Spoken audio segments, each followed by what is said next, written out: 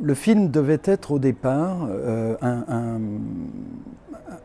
espèce de film sur la présentation de l'hôpital de Mamao à travers ce qu'il a de spécifiquement polynésien. La genèse de ce film, c'est le fait qu'un lieu historique important des Polynésiens allait disparaître.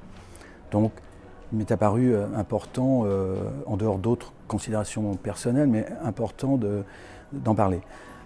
Et puis le tournage s'est déroulé sur 2 ans à peu près. Alors bien sûr pas tous les jours, hein. Je passais une nuit dans un service, une journée dans un autre.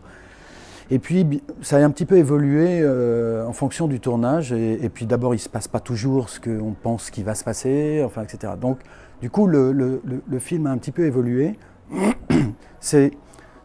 Il est apparu quelque chose d'important à mes yeux, c'est cette notion de douleur qu'il y a en Polynésie, qui n'est pas vécue et manifestée de la même façon que chez nous les Occidentaux. Donc ça me paraissait important d'en parler, c'est quelque chose qui n'était pas tout à fait prévu au départ. J'ai fait des recherches là-dessus avec Iriata Millo, qui m'a été d'un grand secours sur ce sujet. Et également, il m'est apparu que cet hôpital avait une place particulière dans l'inconscient collectif, on va dire, des Polynésiens, parce qu'il était construit sur un lieu un peu particulier. Et donc, ça aussi, je m'en suis aperçu un petit peu au début du tournage, en parlant avec les gens.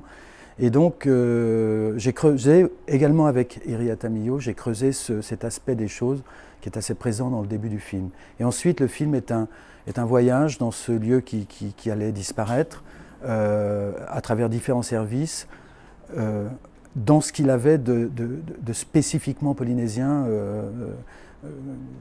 la vie d'un hôpital, bon, qui est la même dans tous les pays du monde, sauf qu'on est à Tahiti, quoi, et il y a des choses qui ne sont pas les mêmes, quoi.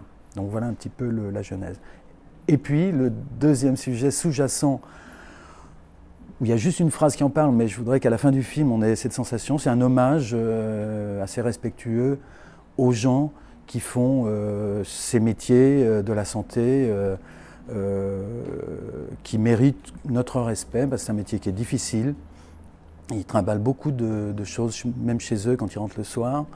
Et donc c'était important pour moi que ce film le souligne,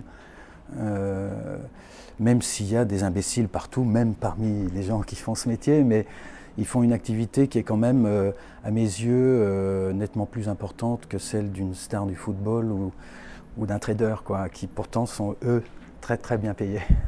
Donc voilà, c'était quelque chose que je tenais à dire aussi dans ce film, pas tellement le dire, mais qu'on le sente, quoi. Voilà. Mamao Blues, comme je crois le commentaire le dit à la fin, quand on a vu cet hôpital en activité et puis qu'on retourne le voir comme je l'ai fait avec ma caméra abandonnée, avec des fils qui pendouillent, etc., ben voilà, vous prend le blues de Mamao, quoi, se dire mince, c'est vrai que c'est une page de l'histoire de la Polynésie qui se tourne, parce que comme on le dit au début du film, il n'y a sans doute pas un seul Polynésien qui n'est pas passé au moins une fois dans sa vie pour y naître, s'y faire soigner ou y mourir. Donc voilà, c'est un moment important, c'est une disparition, donc ça fiche un peu le blues. Et puis c'est aussi un changement sans doute de la façon de faire la médecine en Polynésie, parce qu'on va passer dans un hôpital ultra moderne, on aura sans doute une médecine plus efficace.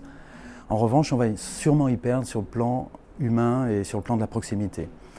Donc voilà, je voulais juste, bon, on ne va pas pleurer non plus, mais voilà, il fallait, je pense, le dire. Il y a un petit côté, comme je le dis d'ailleurs aussi dans le film, de devoir de mémoire, quoi, qui est fait. La Polynésie a subi des changements violents ces 50 dernières années et a tendance à perdre comme ça les choses en route, quoi. Donc bon, si ce film peut permettre de ne pas le perdre complètement, bah, tant mieux, quoi. Bien sûr, pendant 1 an, j'ai pris contact avec les différents services, les chefs de service, la direction de l'hôpital, pour obtenir leur accord pour que je puisse tourner. Et je voulais un accord sans restriction, c'est-à-dire je voulais pouvoir aller partout tout le temps. J'ai fini par l'obtenir, c'était difficile, hein, il a fallu convaincre pas mal de gens, mais finalement j'ai fini par l'obtenir pour la plupart des services. Et je savais qu'il fallait que je passe du temps, quoi. Les choses, tu dis pas allez-y accoucher ou allez-y mourir, quoi. Donc voilà, c'est du temps et il faut être là avec sa caméra et puis attendre que les choses se passent, aller fouiner, aller... Et puis c'était compliqué aussi parce qu'il y avait des gens qui ne voulaient pas qu'on les voie. Donc j'avais une assistante qui était chargée que de faire signer les droits à l'image. Donc tout ça était long, compliqué, mais il fallait que je vienne avec ma caméra et que je passe surtout du temps dans un service, quoi. Que j'y revienne. Puis j'avais quelques personnes qui m'appelaient en me disant « Tiens, j'ai une césarienne de jumeaux, ça t'intéresse ?» Bien sûr que ça m'intéresse, donc je venais avec ma caméra. Donc voilà, le film s'est fait comme ça, mais il fallait être là, discret, mais tout le temps là, quoi. Donc j'y suis allé très souvent pendant 2 ans. Mais le film est pas, moi je le trouve pas sombre, hein. C'est la vie d'un hôpital, c'est ce qui s'y passe. Il y a des moments de joie, hein, dans l'hôpital, mais c'est des endroits, oui, qui sont lourds, quoi. Donc forcément, ça se ressent dans le film, quoi.